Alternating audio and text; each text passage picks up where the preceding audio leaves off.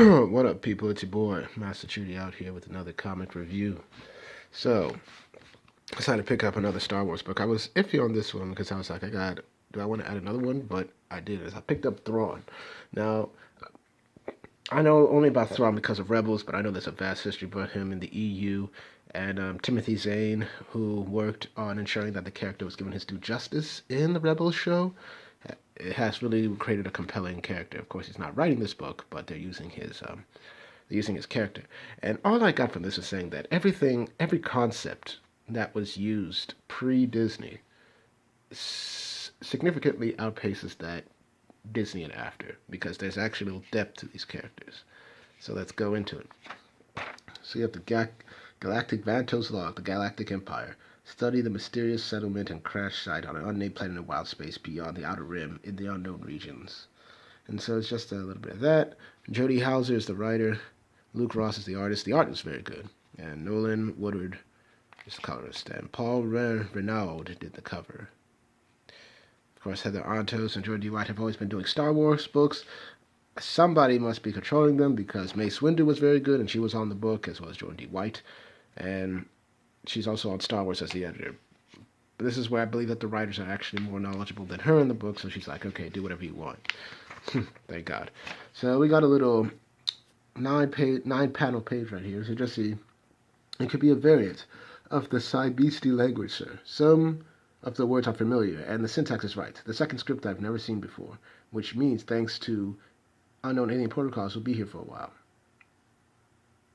Alright, so anyway, we see this guy, basically, which is basically Thrawn, of course. We see him planning things. He's going to be attacking a base. And then just see him stuff his body with weaponry. See, back home on Lysatra, there was a myth about beings named the Chiss, and he plans, and we just see we've got to take his conflict off. We don't want the natives to eavesdrop. His blasters, spare power packs, and concussion grenades are also missing. So he takes all that stuff and blows up the base at Proud Deadly Warriors. So they just keep talking about the myth of the Chiss. So basically, Thrawn takes a comlink, starts listening to it. Just see the pilot's blaster and power packs and crushers are missing. It looks like everything, including the body. Still including the body. They speak tales of the Chiss unity and military prowess. So he gets hit. It's like, what the? Explosion, bam. So you just see the cleverness of tactics maintain control of the situation. So Thrawn is just going in, taking down the Empire's troops, and say, what the? It's like they found the body of the... All comlink channels are out, Captain. Enough is enough. There are 17 stormtroopers beating the bushes out there. Recall them. We're pulling out. What about the unknown alien protocols? Require us to study it. He said, requires us to study it. It's like, true, soldier, but they don't require us to study it here. So, Thrawn has managed to sneak up on the base, but of course he's finally caught. It's like, once they succeed to do their mind something, they die in the attempt. So he's taken. Just see, welcome aboard, Venator class. Just Roy. I am Captain Park. Do you speak basic language? And we just see this guy speaking his language, or would Sai-Beastie be better? You asked him whether he spoke Sai-Beastie, I assume? Yes, sir, my apologies, Captain. I just thought the story said that the Chiss used Sai-Beastie in there. The what, Cadet Vanto? I was like, the Chiss, they've always been thought of a wild space myth. In the stories, the Chiss used Sai-Beastie in their dealings with us. It's like, as you also use that language with us. You understand basic then? I understand some, but I'm more comfortable with this language. So he says he understands some basic, but is more comfortable with the Sai-Beastie language. Your comfort is not our priority at the moment. Our understanding is you can speak basic, then do so. I am Captain Park, commander of the ship. What is your name? Mithronorudo. But I believe it would be easier for you to call me Thrawn. It's like, I gather you were on that planet for quite a while. And it's like, and I can see why you wanted so desperately to leave. I was not desperate, but my people need me. There are many dangers of the galaxy, dangers to my people, dangers to yours. You were shipwrecked? I was. Jishu Azwane. He says he was exiled. Why? In basic, if you can. The leaders and I disagreed. They did not accept the belief in Esiboli Hilosalu. It's like they don't believe in preemptive strikes.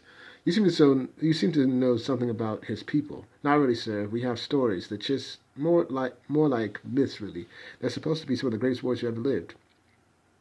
You just see, have you any training in teaching or tutoring? Nothing formal, so I'm on track at Myanmar to become a supply officer. My family's in the shipping business, and they thought, as of this moment, you are assigned as a liaison, translator, and aide to our prisoner.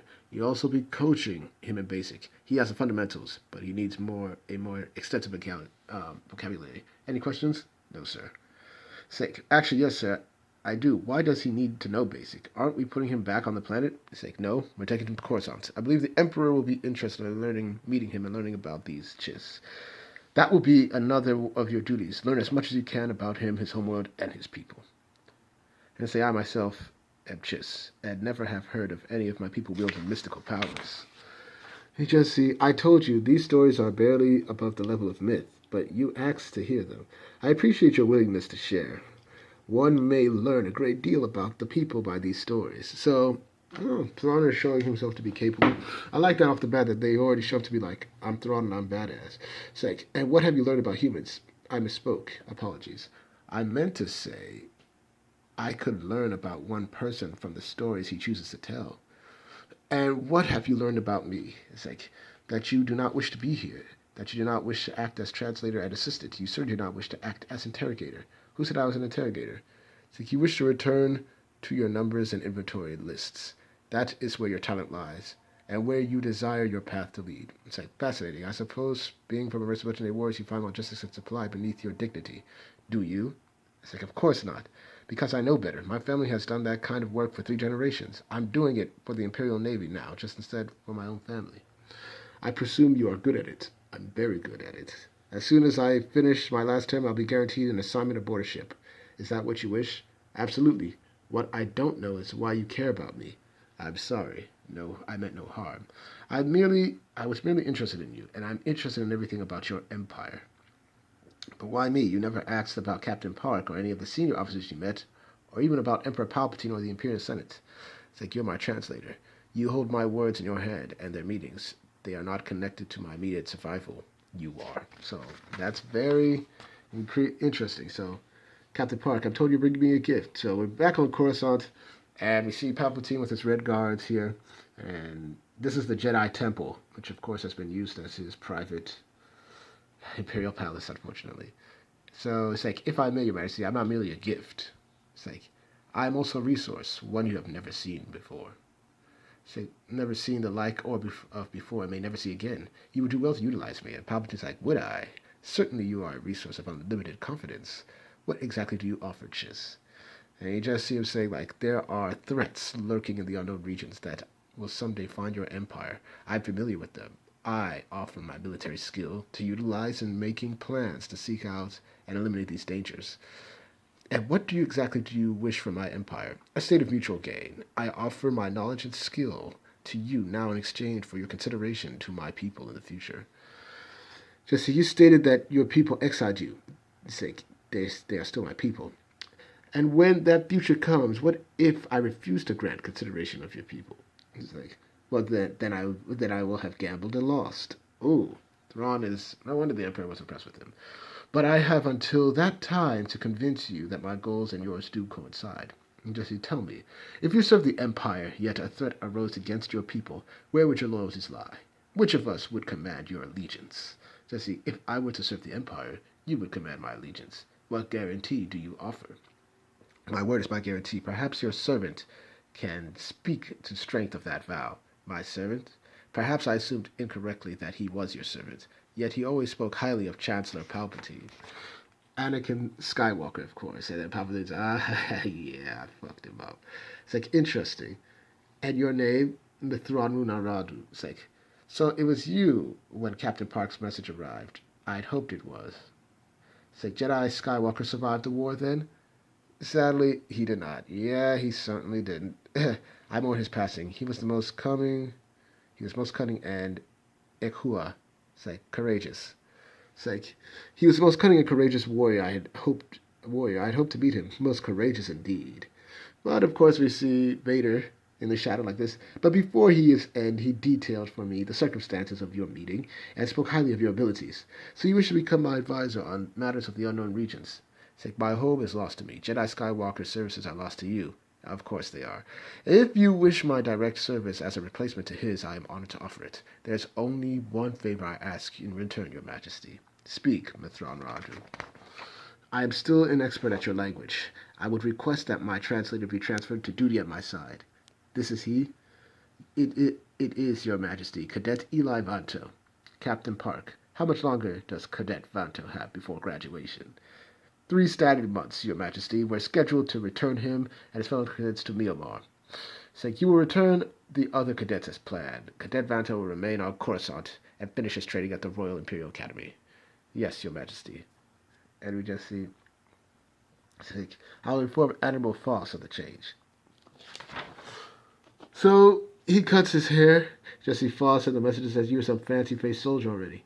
All you need is a little orientation in Imperial procedure and equipment and technology. That's 6 months of typical raw recruit, probably 2 years for cadets from the back end of nowhere.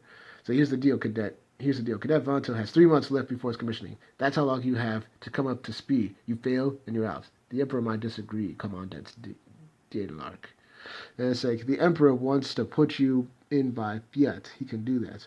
I hope you'll prove good enough that he won't have to do that. It's like, we shall see. I guess we shall have Foss. Well, I guess we shall. Foss said you were to leave here as a lieutenant instead of a standard rank of ensign. Something about getting you into command position as quickly as possible. I figure why waste time. So they're just talking. Congratulations, Lieutenant Cadet. Lieutenant Cadet Vanto will show you his way up. It's like, he didn't give that plaque to you from the goodness of your heart. It wasn't to save time either. Why do you think he gave it to me? It's like, there are 3 reactions you're going to get as soon as you start flashing that plaque around. 1, some students and instructors will see you as Dean Locke's plan to resent you for it. What is a pet? In this case, it's slang for favorite student. That group will resent you for all the privileges they assume you're getting. 2, some will see you as a failed officer who's been sent back for a refresher. That group will treat you with complete contempt. So, this is not so much as a gift as a weapon. A weapon against you, yeah. Reaction 3, they'll think you're a joke. No, second thought, they'll probably think you're a test. What sort of test? They're really hard, Kai. We're not supposed to show disrespect to superior officers. We're not allowed to disrespect aliens either. Officially, at least. You just see alien freak. Okay, yeah. That's not always what we really do. You dislike non-humans, Eli Vanto? There were a lot of different non-human groups in the separatist movement. The Clone Wars devastated whole worlds. There's a lot of anger, especially among humans. Ah. So everybody's just making fun of him. It's like, you should have stayed. It's like, you should have stayed in the Outer Rim. It's like, there are also a lot of contempt towards core worlds and people past the mid-rim, humans and non-humans alike. With me from wild space and you from the unknown regions, maybe, it's like, we'll dissect your friend. So they're just giving him all this junk, and he's just talking about, they're going to test you, they're going to hate you. It's like, we've been invited to the metallurgy lab to play cards with Spank Obar and Rosita Tori. It's like, they say they're running some sort of corrosion test on the Allied boys. Are we permitted in the metallurgy labs? Not unless we have a project we're working on. If we're caught, it means trouble. Even more so, the card games including gambling, and gambling for credits is strictly forbidden. If we are charged with gambling, they will also be. You still don't get how this works, do you? Orbar's family is connected to a Coruscant senator. He could probably pull anything short of straight up murder without getting kicked out. Then we'll simply refuse refuse any offers to gamble. You're going to go, aren't you? We were invited. You may stay here if you wish. Is this what the chits do? See a trap and just walk into it? Sometimes walking into a trap is the best strategy. Oh, dang, Thrawn. And so we just see... Well, I suppose you're wondering why Spence and I asked you here tonight. He said it was to play cards. Rosita and I wanted to pick your friend's brain on tactics and strategy. I'm having some trouble in a couple of my battle simulation classes. We figured you could help with all your military experience if what we heard was true. I'm happy to share my experience. Have you a specific question? I'm interested in the idea of traps. Take these cards. If I'm holding a King's Lane, there's no way any of you can beat me. But you won't know that until it's too late. How would you prepare for such a situation? It's like, a King's Lane is indeed unbeatable, but recall that there are 3 equivalent runs in a deck. Any of them would stagger yours and lead to a mutual deadlock. You have any idea what the odds are against getting 2 King's Lanes in the same deal? As you say, such runs are rare. More likely, you could hold a Princess Lane at best, or a cube or triad. It's like, in that event, what you described as more of a trap would be likely be termed simply as a bluff. Just see. Okay, but you're avoiding the question. I didn't ask for a dissertation on game theory. I asked, what would you do if you were held to an unbeatable hand? There is no such hand as I suggested. As earlier, I might have a king's slate of my own. In that case, a challenge would mean mutual destruction, and that is never preferred. You have not made your challenge. It is not too late to choose another, but none would be more satisfying. As you wish. A moment, if you will. If you believe, if I believe you to make a challenge. Oh, wait a sec. What is going on here? Cadets Orban and Turi are running a test, sir. My translator and I are observing their progress. Lieutenant? Aye. Very well, carry on. Huh. There is no guaranteed winning hand, Cadet Orban. I suggest you not forget that. And we just see them walking and say, well, that was fun. You knew he was going to pull that? You yourself suggested his tactic this afternoon. What did you learn? Anticipate your enemy. Figure out what he's doing and then try to stay a step ahead of him. A step ahead or the side. When an attack comes, it's usually best to be out of the target zone if possible. Yes, I can see how that would be handy. I guess you can always choose, and he just pushes Thrawn out. He just suddenly pushes Vanto out of the way, and we just see some hooded dudes come after him like that. And we just see if he's too injured to complete his training, we'd have no choice but to drop out. The Emperor will grant his experiment failure. I would have be free to have my phone say, hey, what the hell am I thinking? But then he realized this is his friend. Hey, you, Bright Eyes. So they just shot hitting them. He's like, yeah, my face, rock. So Thrawn beats them down. And they ask, what is going on here? So all the cadets come out. It's like, Run, are you all right? I'm fine. It's like, my injuries are minor, despite appearances. Your assistant was most timely. Thank you. Sorry I couldn't do more. I was on the wrong side of the hedge. I gather you heard them coming. There's a particular trend to all predators tend to use, a balance between silence and speed. Humans use a version of this trend. Said, thanks for getting me out of the way. I've just had enough training to know I'm not very good at this. You're welcome. It's and I believe it's time for us to see Commander Dienlark. All right, cadets. Orban and Turi set up the assault, you say. Did you actually hear them calling in the men that attacked you? No, sir, but the conflict record should give you the necessary indicators. Suggest they should. The assailants were entirely a separate bunch. They were not. They came across the southwest corner of the parade ground, moving with speed and stealth. The only way for them to have independently identified us was electro binoculars, which none of them had. Orbar's family has a lot to say what happens on Coruscant. I put up with Orbar's antics for almost 4 years because of it. They would not risk going outside their closest circle of friends. I assume those suspects would be from the same social levels as cadets Orban and Turi. If you suggested I'm going to look the other way on this, cadet, I strongly suggest to rise your thinking. Yes, I'm concerned about the potential political fallout here, but I cannot let this one slide, and I won't. I'm gratified about that, Commandant. Then let me suggest an alternative means of action. After the attackers have been found, I recommend they be transferred to the starfighter pilot training. You don't want them charged? Pilot training is hardly what I consider punishment. It is not intended to be. All 3 of them showed aptitude and aura necessary for fighter craft pilots. It was necessary for their method of attack. The way they moved, it was the mark of instinctive combat pilots. I believe the starfighter program at the Sky Strike Academy is equally capable to the one at the Royal Academy. Star Trek is far better with pilots than we are, and there's no reason to tell Orba or Torre where their fellow compatriots disappeared to, is there? I would suggest that the 3 begin their new training. Ingothu, is there a basic word for that? Yes, incommunicado. They can hail incommunicado commandant. And of course, we find out that their friends have been taken away, all for to benefit the Empire, but to also punish these 2, saying, don't mess with me. It's for a human like Cadet Orbar, this has certainly proved a useful lesson, one he can hope to take to his core and become a better person than an officer. It is worth a shot. If you are sure you want it this way, allow me to state it more strongly. If you bring the attackers to court-martial, I will not testify against them. Is that how you do things in the unknown region, Cadet? Bypass the law of regulations to get through what you want through blackmail? We attempt to solve problems. This is the solution. This is what's best for the Empire. And we just see, is that a lieutenant plaque that you gave Dienlark at his graduation? Definitely. He already made one. So he becomes like